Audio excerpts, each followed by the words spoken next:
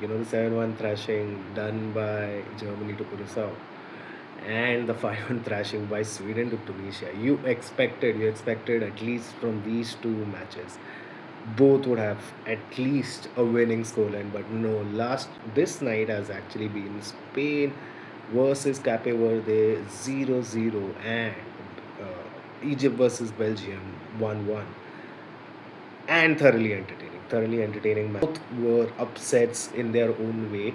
Spain obviously drawing 0-0 to Cape Verde, and that match, man, I think Spain pretty much had 90% of the possession, like 90 to 95% of the possession, and they were literally inside the D of Cape Verde. But Cape Verde held strong. Their goalkeeper did a fantastic job. Some mad saves there. The highlights would be only the saves by that goalkeeper, because there wasn't any attack from Cape Verde except for the counters whenever they got the ball in their own half.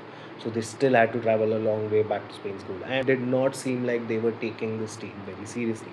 Cape Verde obviously were debutants in this World Cup, and it seemed like Spain did not take them seriously. Enough, they started with Oyarzabal and Ferran Torres. Oyarzabal in the center and Ferran Torres on the right, and they were just not able to kill the goal. They were just not able to get to the goal, and this was Cape Verde, man. They put on a strong show. Mentally, they did not sway even once. Not a single mistake in defense. Exactly where Spain was pressurizing, Spain was passing and playing the entirety of the game.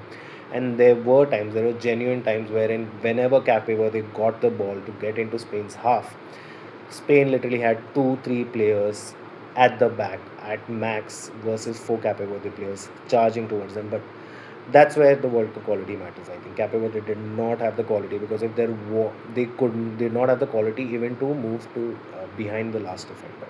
At that point, there were constant interceptions through and through, and basically what happened was that Spain pretty much got out of this scot free. Egypt, and this was absolutely fucking cinema. It started with a goal from Ashur, and this was Ashur's first goal in his 30th international appearance.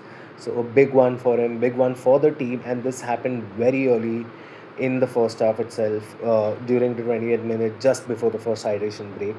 And then basically it was a cat and mouse game, man, through the game, because there were times actually Egypt could have finished the game. Mamouche had a lot of chances. Mamouche played a great game though.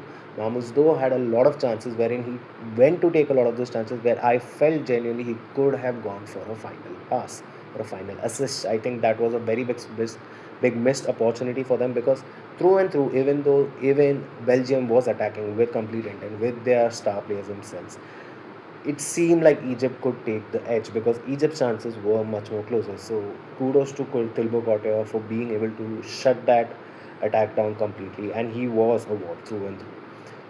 Second half, second hydration break, you have Romelu Lukaku coming onto the pitch, having not played club football in the last 12 months, and then he comes on, and immediately in the next attack he gets a ball from the wing and he slides his whole mass of body, whatever ounce of pace he had, he just slid in through two defenders, and then they goofed up and tapped that into an own goal. And this was literally Romelu Lukaku's, it wasn't even his first touch, it was a defender's touch. And this, that was mad, dude. Like absolutely mad, because Romelu Lukaku instantly changed the game, wherein Belgium were struggling to kill the goal. They were struggling to get inside the goal, on and off, and they were creating great chances, and a lot of great football through and through. Till the end, you would feel like there could be a goal over there. Quite entertaining. Quite entertaining. In case you all didn't stay awake, do check this reel out, share it with a friend who's going to office so that he can talk about it. And yeah, man, it was quite entertaining. I'm glad I stayed awake. I'm kind of itching to watch Saudi Arabia versus Uruguay, but yeah, let's see.